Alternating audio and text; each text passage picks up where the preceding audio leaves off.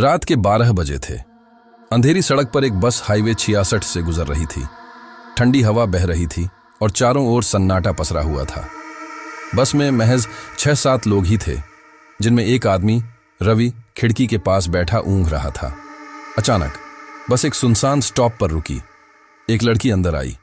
उसकी आंखें गहरी काली थीं, चेहरे पर अजीब सा सन्नाटा था और सफेद साड़ी पर कीचड़ और खून के धब्बे थे।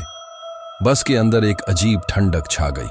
ड्राइवर और कंडक्टर ने उसे अजीब नजरों से देखा, लेकिन कुछ कहा नहीं। लड़की रवि के पास आकर बैठ गई। उसके शरीर से एक अजीब सी सड़ांध आ रही थी। रवि ने नाक बंद कर ली और थोड़ा खिसक गया। आप कहाँ जा रही हैं? रवि ने हिचकिचाते हुए पूछा।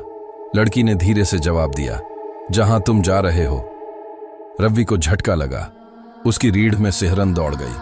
उसने इधर उधर देखा, लेकिन बाकी यात्री गहरी नींद में थे।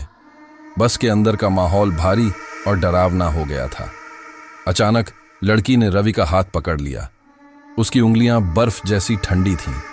रवि ने झटके से हाथ छुड़ाया और घबराकर ड्राइवर से कहा, भाई बस रोको, मैं उतरना चाहता हूं। ड्राइवर ने कोई जवाब नहीं दिया। वह आगे शून्य में देख रहा था, जैसे उसे कुछ सुनाई ही न दे रहा हो। लड़की धीरे से मुस्कुराई और बोली, तुम मुझे देख सकते हो? रवि के चेहरे से रंग उड़ गया। उसने डर कर सिर हिलाया। लड़की ने फुसफुसाते हुए कहा, बाकी लोग मुझे नहीं देख सकते, क्योंकि वो पहले ही मेरे साथ मर चुके हैं। रवि ने कांपते हुए इधर उधर देखा। बस में बैठे सभी लोग अब नरकंकाल बन चुके थे। उनकी आंखों के गड्ढों में अंधेरा था और हड्डियां सीटों पर टिकी थीं। उसका गला सूख गया। वह चिल्लाया, ड्राइवर, यह क्या हो रहा है? ड्राइवर ने धीरे से सिर घुमाया। उसका चेहरा गला सड़ा था।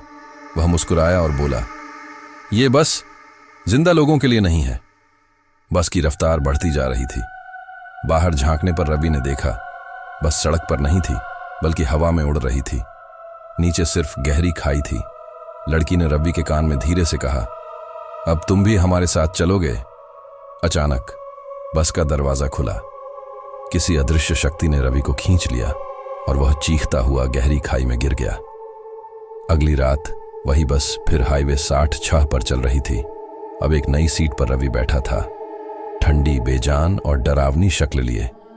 क्या आप भी कभी रात के सफर में अजनबियों से मिले हैं? अगली बार सतर्क रहें, हो सकता है कोई इंसान ना हो। यह कहानी आपको कैसी लगी कमेंट में जरूर बताएं। अगर डर लगा तो लाइक करें। ऐसी और कहानियों के लिए चैनल को सब्सक्राइब करें और बेल आइकन दबाना ना भूलें।